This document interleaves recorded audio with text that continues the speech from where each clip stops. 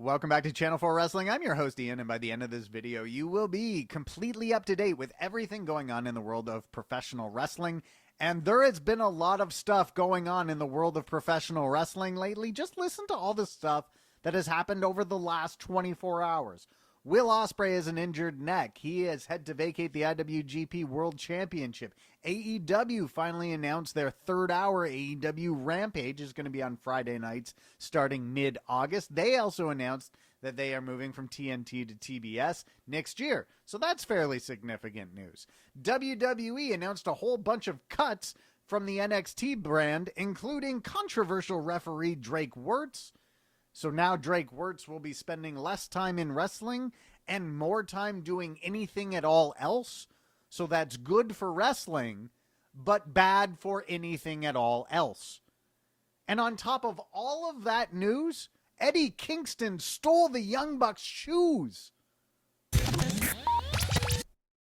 Okay, so unfortunately, the biggest story going on in the world of pro wrestling right now, Will Ospreay has had to vacate the IWGP World Championship due to a neck injury he sustained on night 2 of Wrestling Dontaku when he was defending the title against Shingo Takagi. So up on your screen right now is just the press release that New Japan Pro Wrestling sent out. There's not a lot of information here. Will Ospreay sustained a neck injury. As a result, Ospreay will not be participating in the next series of events and will instead return to the UK for treatment and rehabilitation. There is no timetable for Ospreay's return to action at this time, and as a result, his IWGP World Heavyweight Championship will be vacated. Further announcements on the status of the IWGP World Heavyweight Championship will be made at a later date. And if you're a fan of Will Ospreay, this sucks, because he had just reached the top of the mountain. The very upper echelon of New Japan Pro Wrestling. This is something that he had scratched and clawed for many, many, many years. And it had all come together. He was the leader of a faction. He won the title. He defended the title in an epic battle against Shingo Takagi, one of his fiercest rivals. But his fiercest rival, he was getting ready to face inside the Tokyo Dome, albeit not during a Wrestle Kingdom, but in the main event of Wrestle Grand Slam inside the Tokyo Dome. That would have been the biggest match of Will Ospreay's life. Now, unfortunately, we knew we weren't getting that match before it was announced that Ospreay sustained a neck injury.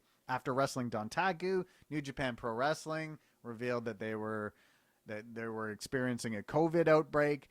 2 wrestlers tested positive initially. Another 7 would follow. Fit Finlay mentioned on his podcast that his son David tested positive for the virus, as well as Jay White. We don't know who else tested positive for the virus. It seems like it was a fairly significant amount of wrestlers who did. However, New Japan Pro Wrestling is going to be back running events beginning on the 22nd. They're just going ahead with their Road 2 events, even though they have canceled Wrestling Dontaku. And then I think we're going to get Dominion on June 6th. They haven't announced anything for it, and considering that everything is now up in the air for New Japan Pro Wrestling concerning the world title, they might just have to kind of go back to the drawing board. It's because of all the obstacles that this promotion has faced in 2020 and 2021. I'm not sure if they are able to move forward with what they had planned for the rest of the year. Now, New Japan Pro Wrestling, if you've been following this promotion for, more than a few years, you know that the stories that they tell sometimes take many years to take shape. A good example of this is Kazuchika Okada's rise to the top of the promotion. That was a story told over many, many years. Okada would accomplish all these things. He'd win the world title. He'd win tournaments. But that big victory over Hiroshi Tanahashi in the main event of Wrestle Kingdom, that big victory over Hiroshi Tanahashi, the ace of New Japan inside the Tokyo Dome, that eluded him for many years until finally he was able to accomplish it. So the stories that they tell they take place over many years, and they'll have different chapters throughout any given year, but it is very much a long-term story that they tell. And you wonder what's going to happen to that long-term Will Ospreay story now that it has been interrupted in such a significant manner. You know, he was right at the top. And now we don't have a timetable for his return. We don't even know when we're getting Will Ospreay back. Will we get him back again this year? It's not clear. And the other thing that comes up here is, what do you do with the world title now? Do you determine a new world champion between now and the G1? If so, how do you do that? Do you just put Ibushi and Naito in there and say, all right, you guys wrestle, and whoever comes away this match, they're the champion? Do you add guys like Jay White or Kazuchika Okada to that mix, right? There's a lot of unanswered questions here. One possibility, and I don't know if they're going to do this or not, but one possibility is you've got the G1 coming up this summer. Do you just use the G1 as a way to determine a new champion? There are so many, as I said, unanswered questions or variables here. We don't know which wrestlers, which main event world title contending wrestlers are currently available for New Japan Pro Wrestling. We don't know if Okada is. We don't know if Jay White is. We don't know. So I don't think there are any easy answers or any available answers as to where the IWGP World Championship goes from here. All we know is that this is a significant blow for Will Ospreay, and hopefully he gets back soon. Hopefully he gets back in time for the G1. But unfortunately, there's no guarantees that that's the case. We don't have any more information on this other than he's got a neck injury. He's going to rehab. We'll know more later. And the second biggest piece of news to come out of the world of pro wrestling this week is that NXT released several names from its roster, including controversial referee Drake Wuertz. Now, if you're not familiar with Drake Wuertz, congratulations. Also, Drake Wuertz has made a lot of headlines as of late for promoting, how do I want to say this? Let's just say that Drake Wuertz, his favorite letter in the alphabet is Q. He really likes the letter Q, and he likes to theorize about Q. But sometimes these theories, they're expressed anonymously. You could call them Q anonymous theories. Let's say that. He's very associated with the letter Q, and this has caused some problems backstage in NXT, as well as some various other things. There are kind of reports from different websites that he stormed out of a meeting that was all about inclusion. There's other reports about him making fun of people for wearing masks and things like that. That's all hearsay, but of course he has been on video at various city council meetings or whatever talking about mask mandates and various things. Now, he wasn't released officially because of these controversies about these stories that came out, about any stories published by David Bixenspan or things like that. This was all just regular, hey, we release a bunch of guys from NXT every spring, and he was one of them. And as I said earlier, this means less Drake Wuertz in wrestling, but more Drake Wuertz in other areas of life, which is good for wrestling, but bad for other areas of life. So hopefully someone in his life can talk some sense to him, but he is gone from NXT. He's not the only one. Kavita Devai, she'd been around for a while. She is now gone. Jessamine Duke, member of the Four Horsewomen. She does a lot of video game streaming online, so I'm not sure if NXT was even her biggest priority at this point, but she has been released. Ezra Judge, he has been released as well. Skylar Story, the former Brandy Lauren, she was released. She was just signed in the fall, so not sure what went on there. Alexander Wolf, bit of a surprise there. Member of Sanity, member of Imperium.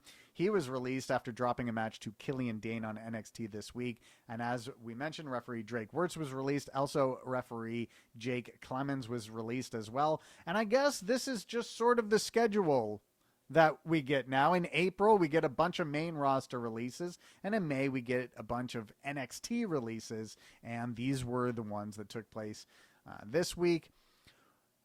But you know what? You go back to the NXT releases last year, and Ty Conti was one of them. And you think of all the things that she's accomplished over the last year. So sometimes, in fact, a lot of the time, when WWE releases people, it is far from the end for them. They're just entering a different stage. They're entering the it's time to reinvent yourself stage, or it's the time to just perform on a different stage. We'll just see where... The next biggest piece of news this week, All Elite Wrestling announced finally their third hour is going to be airing Friday nights at 10 p.m. Eastern. It will be AEW Rampage, and that will begin Friday, August 13th. They also announced, however, that in 2022, all of their programming, aside from their 4 quarterly specials that they also announced, aside from those, everything is moving from TNT to TBS. Now, my understanding is there's basically no difference between TNT and TBS in terms of exposure. Not really in terms of demographics. Maybe TNT is a little bit stronger for certain demographics. But kind of the biggest deal that I think will take place here is they won't be preempted as much. TNT has a lot of sports. And when those sports get into the playoffs, it means AEW Dynamite has to move around. And that's, of course, what's going to happen next week when we get Dynamite on Friday night because of the NBA playoffs. Ideally, the move to TBS would eliminate or at least reduce the amount of times that AEW Dynamite is going to have to air on a different night. Because that is a challenge for AEW, right? Like, your last show before a big pay-per-view is not taking place on Wednesday night. Whether it will or not, I'm not sure, but you could definitely argue that that would impact how many people they get to buy the pay-per-view. I don't know. It seems like AEW has a solid group of 100,000 people that are going to buy those pay-per-views no matter what. But still, the idea of your go-home show not airing in its usual time slot is not ideal, right? It's not something that you want. But where this is a really big deal, I think, is the third hour. So now instead of 104 hours of Dynamite a week, you've got 104 hours of Dynamite a year. You've got 104 hours of Dynamite a year. You've also got now 52 hours a year of AEW Rampage. So you're increasing by a third. Now, albeit it's a third that's taking place outside of primetime hours on a Friday night. So it's probably not going to get the same ratings as AEW Dynamite is. So you're not going to get the same amount of advertising revenue. But you're still producing a third hour.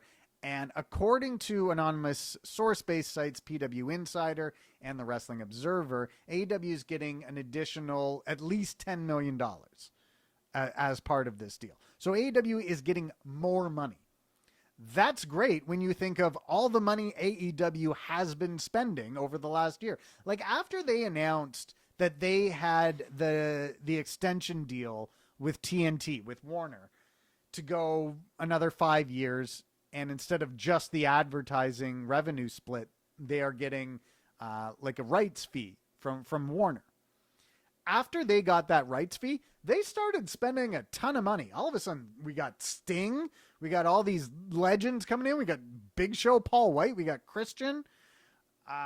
They started spending a lot of money. Then they started bringing in, like, indie wrestlers from all over the United States to come in and have 40-match episodes of Dark. So now you're talking about a wrestling company that had been spending quite a bit over the last year, and you've just given them more money. So what else are we going to get now? What more legends are we going to get? Are episodes of AEW Dark going to go from 20 matches to 50 matches? It's just going to be like 7 hours of Dark. Who knows? But it's really, really good news for AEW. It shows an increased commitment from Warner Media. It's increased finances, which is fantastic. They're not increasing Dynamite to 3 hours, which would have been a disaster. And the quarterly specials. Now, AEW basically does quarterly specials anyway. They're just like Winter is Coming or those events. But now having them sort of designated as quarterly specials that'll air on TNT, I'm not sure about this, but my understanding is that they wouldn't air on Wednesday nights. They would air like, kind of like a pay-per-view, except for it's airing for free. And I heard some people compare it to like the old Clash of the Champions, right? So that's big too. So if you add that up, if you say, all right, those are going to be 3-hour specials 4 times a year, that's another 12 hours of programming. You're adding on to the 104 of Dynamite and the 52 of Rampage. And then you've got 12 of the quarterly specials, or 8 of the quarterly specials if they're only 2 hours. So if you add all that stuff up, it's by more than a third that they've increased their programming on Warner Media. So this is all very good news for AEW. There was some bad news in AEW this week, specifically for the Young Bucks. Something that is going to hurt them financially. And I'm talking, of course, about Eddie Kingston stealing their shoes. And that's our next story. On AEW Dynamite this week, the show closed with Eddie Kingston stealing the Young Bucks' shoes. And there's just something about Eddie Kingston stealing shoes which feels so right to me. Like normally when somebody steals something, you kind of look down on it. You're like, that's not yours there, buddy. Come on, what are you doing? But with Eddie Kingston, it feels like this is what should happen. He should steal their shoes. And he did. He did steal their shoes to close out AEW Dynamite this week. Now, almost everything, not everything, but a good chunk of what happened on Dynamite this week was just building up matches that take place on Double or Nothing on May 30th. One of those matches that was officially announced this week is the Young Bucks defending the AEW Tag Team titles against Jon Moxley and Eddie Kingston. So we got 2 segments that built up this match on Dynamite. First is Moxley and Kingston faced the Acclaimed in tag team action. It was the second match on the show. Bit of a side note, the version of the song Wild Thing that Eddie Kingston and Jon Moxley came out to this week was the version from the song Major League, or from the movie Major League, and not the near half a century old version of the song. Thought it fit a little bit better. And this match got started on a rather intense, in rather intense fashion as Max Caster cut a line during his pre-match diss track or whatever that Jon Moxley's wife was going to invite them for some oral sessions, which is the name of her podcast. And this, of course, got the match going quite quickly with some intensity to it. And Moxley and Kingston would end up winning the match. So now they've beaten a team that are ranked in the top 5. So that's fairly important to note. Then later in the show, we had the Young Bucks were defending the tag titles against the number 2 ranked Varsity Blondes. And this was fairly notable as a couple of weeks ago, season 3 of Dark Side of the Ring began airing. And the first episode was on Brian Pillman, who of course is the father of Brian Pillman Jr. Unfortunately, Brian Pillman Sr. passed away when Brian Pillman Jr. was pretty young. And Brian Pillman Jr. cut what I thought was a fantastic promo before this match, saying, a lot of people think that I'm in wrestling because of my father, but it's actually what happened to my father that kept me away from wrestling for so long. But it was the Young Bucks that told me that this business can be done in a different way.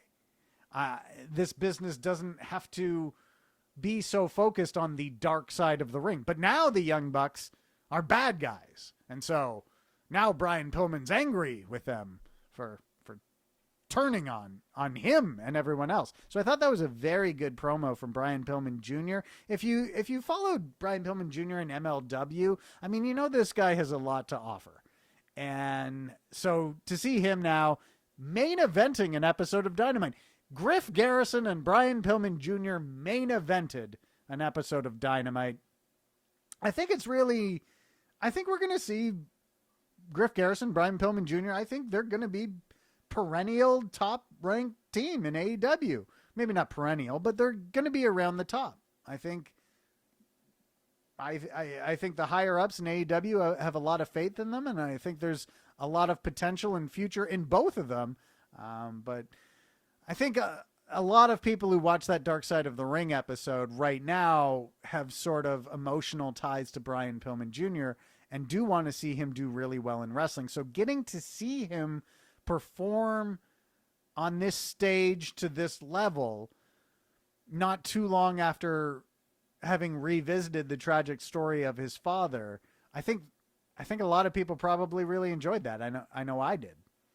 But it was the Young Bucks that would come away with the victory in the tag title match over the Varsity Blondes. But then after the match, Jon Moxley and Eddie Kingston hit the ring. They choked out both members of Young Bucks and stole their shoes. I can't ever remember a wrestling show ending with one wrestler stealing the shoes of other wrestlers, but now I want this to be a regular thing. Or at least I want it to be something that just, it happens when it makes sense. And Eddie Kingston stealing the shoes of other wrestlers just makes so much sense to me. But it was also perfect because those expensive Air Jordan shoes that the Young Bucks are wearing, those are so heavily tied into their new bad guy personas. And there's a lot of different things that the Young Bucks have been doing lately to get over the fact that, hey, we're bad guys now. We're heels. We're dirty rule breakers.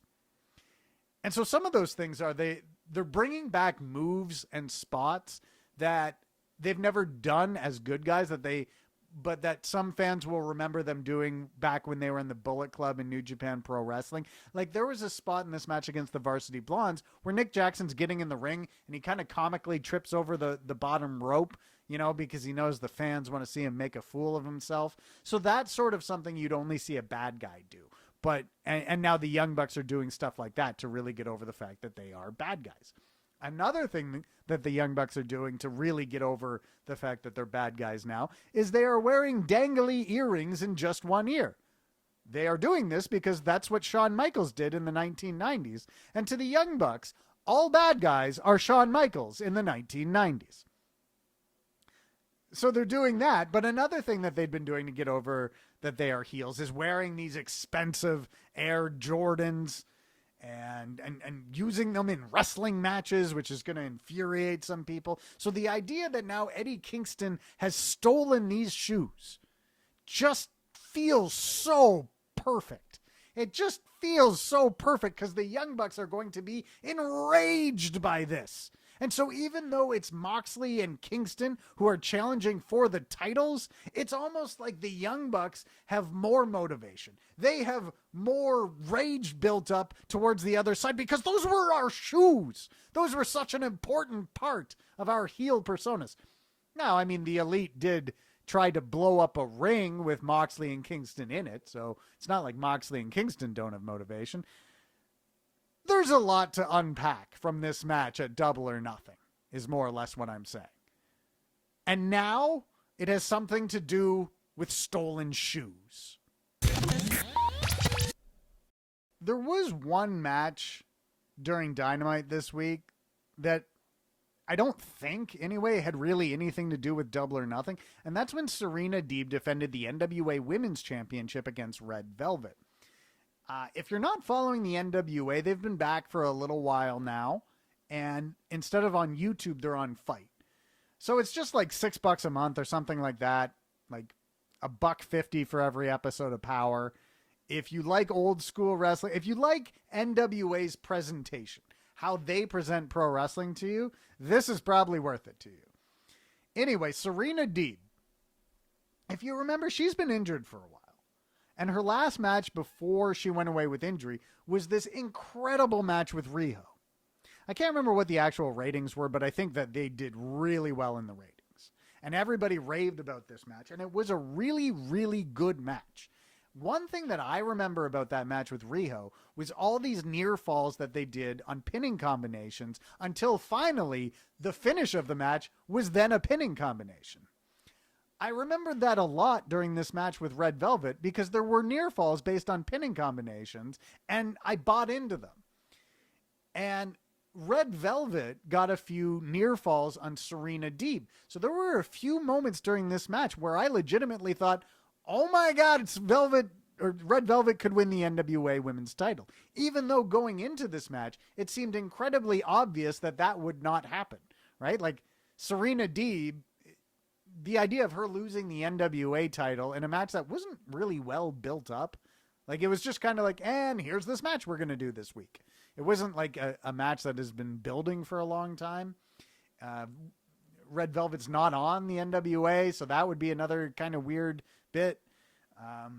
So it seemed very likely that Serena Dee was going to win this match. But based on how the match with Riho went and those near fall pinning combinations, and then eventually the pinning combination that was the pin, that I think made a lot of near falls and pinning combinations in this match seem much more like they could have been the finish.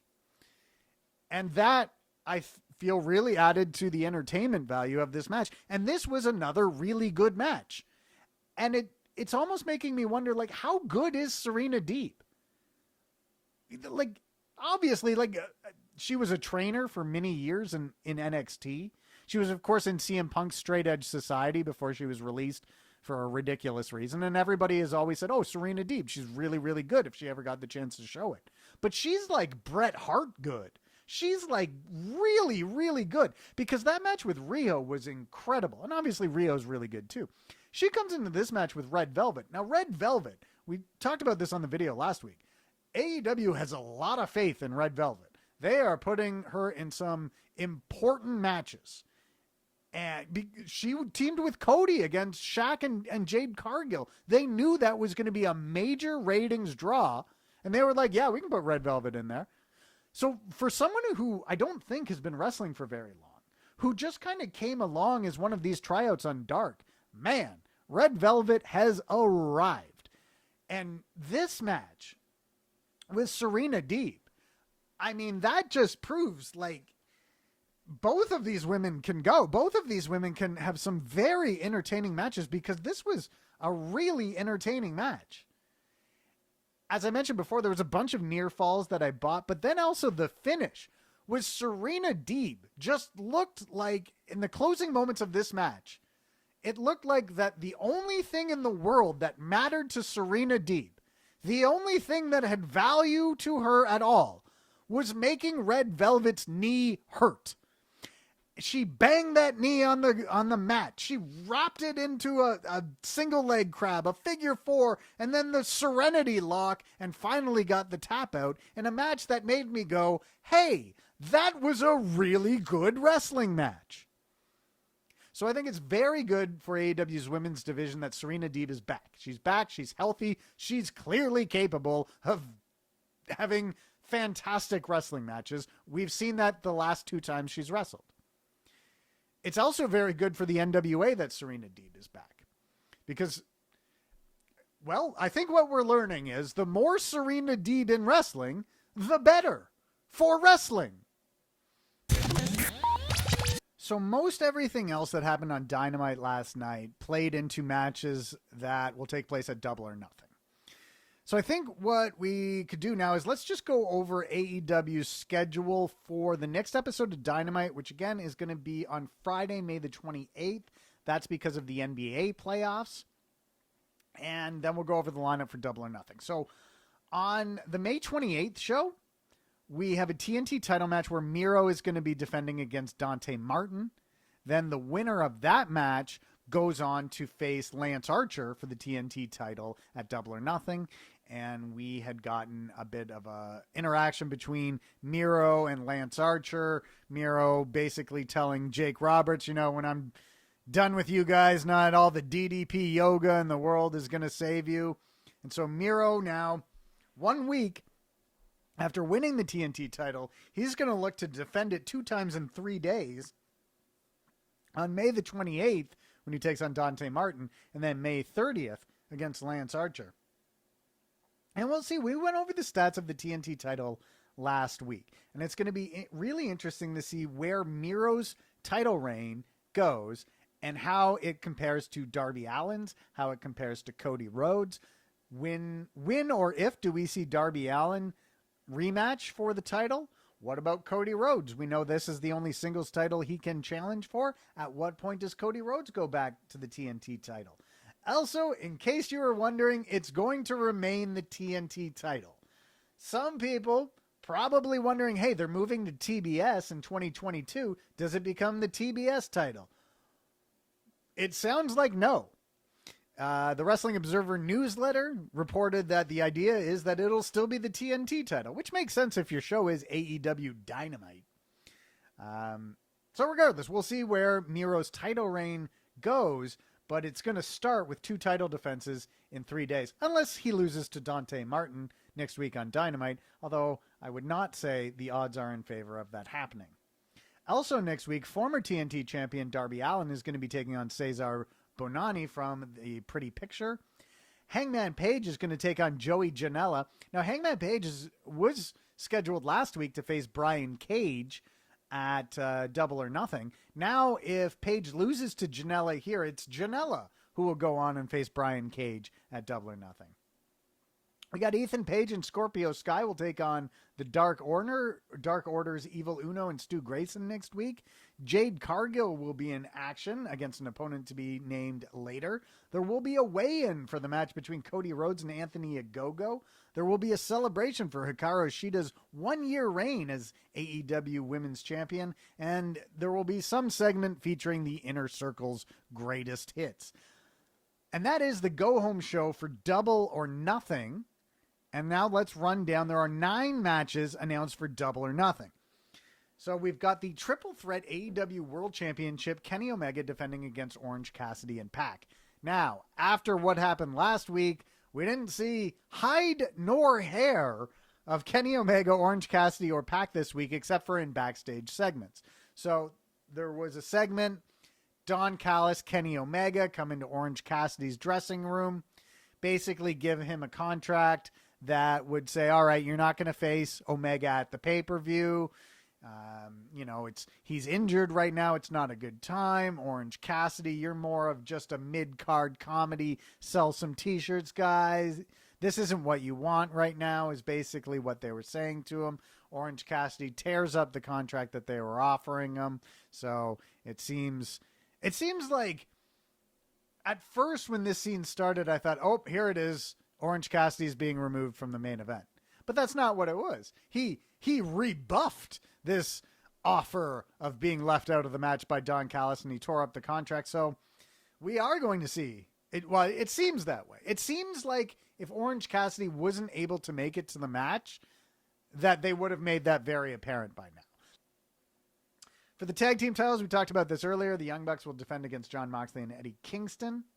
We've also got the AEW Women's Championship match as Hikaru Shida defends against Britt Baker. Hikaru Shida, of course, will pass the 1 year as champion mark before that match takes place. She also faced Rebel in singles action this week, and of course this was all just to build up her rivalry with Britt Baker. And we mentioned in the video last week that this has got to be one of, if not the most important, women's title matches in AEW history. You've got the greatest champion in the division's history against arguably the most well-known or recognizable or entertaining part of the division, Britt Baker. So the Inner Circle accepted the Pinnacle's challenge for the Stadium Stampede match. And so 1 year after the Elite defeated the Inner Circle in Stadium Stampede, the Inner Circle, I mean, their backs are really up against the wall. If they lose this match to the Pinnacle, they are forced to disband. And that, of course, was the stipulation that MJF insisted upon if they were going to give the Inner Circle this second match against them. So now, not even a month from a blood and guts War Game style match, we're going to see these two factions go off again. And it's almost like these series of stable versus stable matches. Then for the TNT title, Miro or Dante Martin, if Dante Martin can pull off the upset next Friday, Miro will defend against Lance Archer. Sting and Darby Allin versus Ethan Page and Scorpio Sky. That match was made official this week as well. Sting, who is in his 60s, they made a point of saying that this is not going to be a cinematic match. This is Sting is in a match. He's going to wrestle a wrestling match. Sting and Darby Allin teaming up against the number 3 ranked Ethan Page and Scorpio Sky. So that should be interesting. Brian Cage is going to face either Adam Hangman Page or Joey Janela. The American Dream, Cody Rhodes, will face Anthony Ogogo. We saw Anthony Ogogo in singles action this week on Dynamite. He faced Austin Gunn, and he did that thing where he punched him in the stomach and all hell broke loose. And they announced on Twitter, actually, that Austin Gunn is expected to miss 8 to 10 weeks of action due to undisclosed injuries suffered from when Anthony Ogogo punched him in the tummy. And, of course, we'll also have the Casino Battle Royale. The winner of that earns a title shot. So far announced for the match are Matt Hardy, Christian Cage, Colt Cabana, Matt Sydal, Evil Uno, Powerhouse Hobbs, Mark Quinn, Jungle Boy, Isaiah Cassidy, and many more will be announced for that match. And that's your lineup for Double or Nothing. Okay, brace yourselves, everyone. It's time to talk about zombies.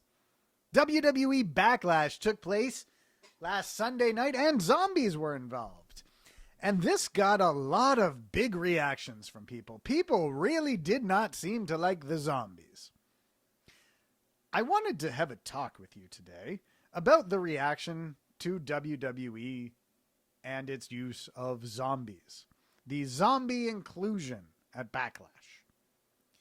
I feel that some people forget what WWE is.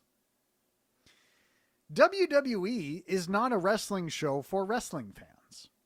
It never has been. This has always been what is different about Vince McMahon Jr. from literally every other wrestling promoter ever.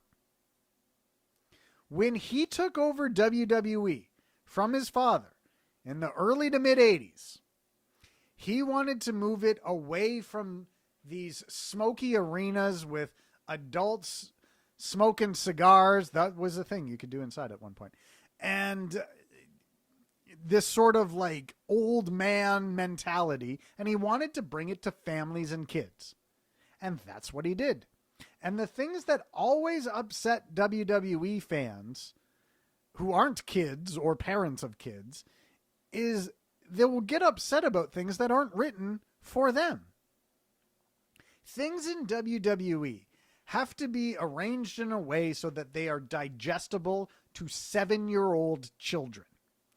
That's going to make it considerably different from how you would write something or convey something if you're just trying to communicate it to 18 to 49-year-old adults, as opposed to 18 to 49-year-old children.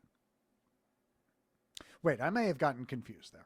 Anyway, all of this is just to say there's going to be some things that happen in WWE that aren't going to fit with your idea of what a wrestling program should be. And that's okay. You just have to understand that some stuff is going to be silly. Some stuff's going to be two-dimensional. Some stuff is going to be geared for kids. Almost everything The Miz does is geared for kids. The Miz and John Morrison are like Team Rocket from Pokemon. They are like meant to be like an annoying heel group that kids do. We don't like them, right? Don't watch stuff that they do. It's not for you. You're going to get upset. And that's what happened to a bunch of people at WrestleMania Backlash. So all of this is just to say that there are some things in WWE that adult wrestling fans need to fast forward through. Sometimes those things are going to involve zombies. And it's better to just fast forward than to get upset.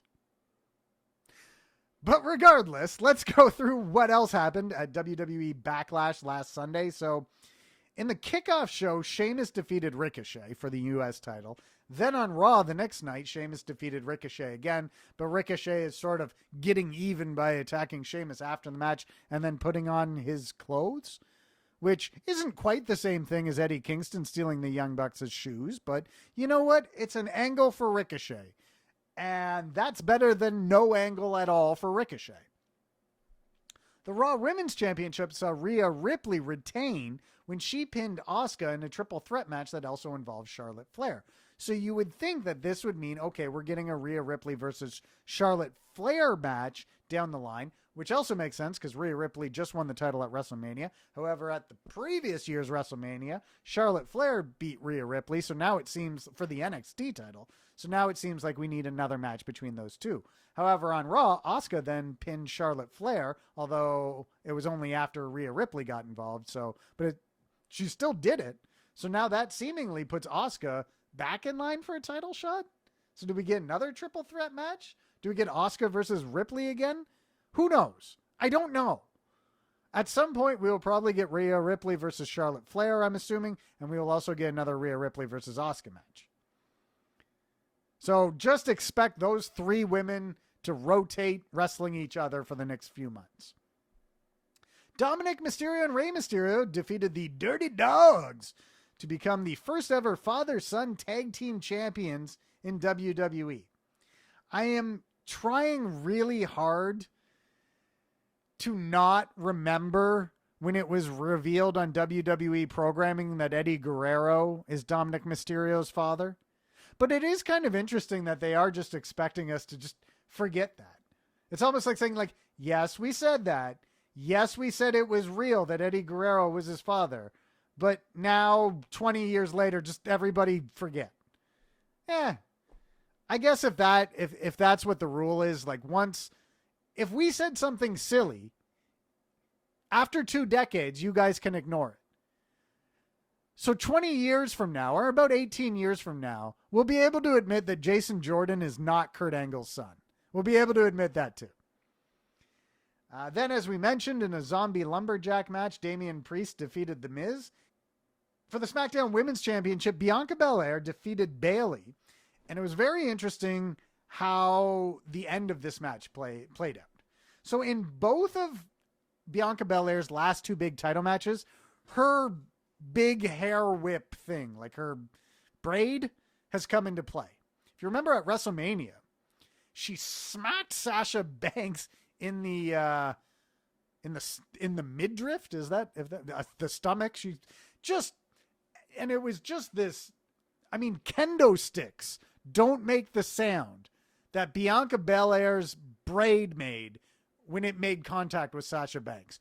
Just like she really let her have it with that braid. Then in this match with Bayley, the end of the match came when Belair used her braid to wrap up Bayley's leg and get a 3 count. And I heard someone on the radio say, I wonder if this could possibly lead to a hair versus hair match between Bianca Belair and Bayley. And I sure hope so. Because it makes so much sense. Because Bianca Belair's hair has come into play in her last 2 big matches. Well, I mean, it's her thing, right? Her thing is that she's a stud athlete. Like, she's incredibly athletic. Part of her thing is that she has this really long braid that she can hit people with. So the idea that Bayley would be motivated to try and shave off that braid, that makes a lot of sense. But how about the idea of shaving Bayley's head? I think that's something that people would want to see, right? And it would just kind of fit with her character. It would give us like months and months of Bayley reacting to the trauma of having her head shaved. And it would cause her character to go in all sorts of different directions. It would be fun. They could do it. I don't know if they're going to, but it seems like they might be going that way. We also had a triple threat match. Bobby Lashley defeated Braun Strowman and Drew McIntyre in a match that made me think Bobby Lashley was not going to win. Now, going into this match, I still felt that we were due another Drew McIntyre versus Bobby Lashley match, because there's still unanswered questions regarding these two. First of all, Bobby Lashley did not beat Drew McIntyre for the WWE Championship. He beat The Miz. And The Miz had only won the WWE title because he cashed in the Money in the Bank. Then at WrestleMania, Bobby Lashley did beat Drew McIntyre, but there was a little thing at the end where Drew McIntyre was momentarily distracted by MVP on the outside, and it was that momentary distraction which allowed Bobby Lashley to capitalize. So there's still kind of unanswered questions in the fans' minds of, oh, okay, well, if that hadn't have happened, who would win between these two? So still unanswered questions there. Now, as this match was going on, I went into this match thinking it was fairly obvious that Bobby Lashley was going to retain. However, throughout the match, I was shed of that belief because somebody, I think it was Drew McIntyre, throws Bobby Lashley into this part on the stage. All these sparks go. Nobody can find Bobby Lashley. And it's like, oh, okay. Lashley has been taken out of this match. This is now just a title match between Drew McIntyre and Braun Strowman. So all of a sudden, it seemed like we were for sure going to get a new champion. We were now down to a singles match between two challengers, and the champion is out of it. However, at the last minute, Bobby Lashley did recover. He comes in, steals the victory away from Drew McIntyre. Bobby Lashley still your champion, and now fans have even more reason to want to see Drew McIntyre versus Bobby Lashley one-on-one again with the WWE Championship on the line. So then, the main event of the evening saw Roman Reigns defend against Cesaro for the Universal Championship. This was, Roman Reigns has defended this title a lot since he won it last August at the Payback pay-per-view. Remember they had SummerSlam, and then they had a week later it was Payback for some reason. And so Roman Reigns returns at SummerSlam, and then he wins the title at Payback the next week. So all the way from last August, all the way to now, he's been defending this title. And almost every single title defense, he has required some type of outside interference, usually from Jey Uso. He's required something underhanded to win the match, but not really in this one. This one, he just straight up beat Cesaro. And after the match, Seth Rollins came out and beat up Cesaro, which lets us know that the rivalry between Seth Rollins and Cesaro is not over. We could see them enter Hell in a Cell. We'll see one more match between those two.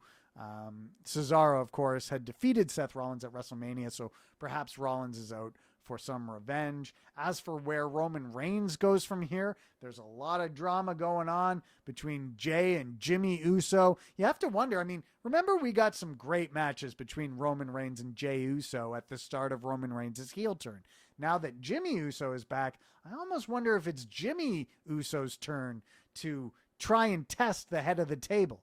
Try and test the tribal chief Roman Reigns. So maybe Roman Reigns is moving on to some matches with Jimmy Uso. I don't know. Maybe the Usos are just going to get back together and go for the tag titles. It's not clear. But that is what took place this Sunday at WrestleMania Backlash.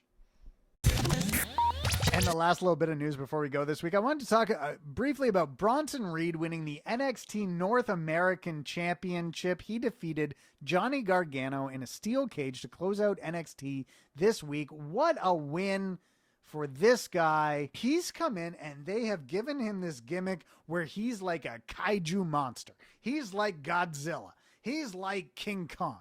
The music that they play when he comes out, the sound effects, the graphics that they use for him, they're all trying to convey that this is NXT's Godzilla. This is NXT's King Kong, his Mothra, whatever is happening in that monster verse with Monarch and the actor who plays Eleven in Stranger Things. He's one of those monsters. And so the image of him winning this match inside of a steel cage, I thought was really fitting for him. Now, this NXT North American Championship, however, it is a title that has gotten bounced around quite a bit. It's only been around for 3 years. It came in at TakeOver New Orleans in 2018. Adam Cole was the first ever champion. So it goes Adam Cole was the first champion, Ricochet, Johnny Gargano, Velveteen Dream, Roderick Strong, Keith Lee, Damian Priest, back to Johnny Gargano. Then Leon Ruff had it for a cup of coffee, back to Johnny Gargano, and now to Bronson Reed. And I wonder, and I hope, if this is the start of Bronson Reed taking that next step. Right now, I would sort of have him pegged as like upper mid-card, kind of, right? Like, he's a big part of the show, but he's not really in the running to main event a TakeOver.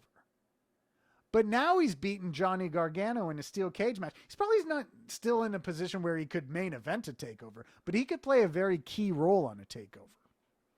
And I think we are witnessing at this point the beginning of the next stage of Bronson Reed's career. You know what?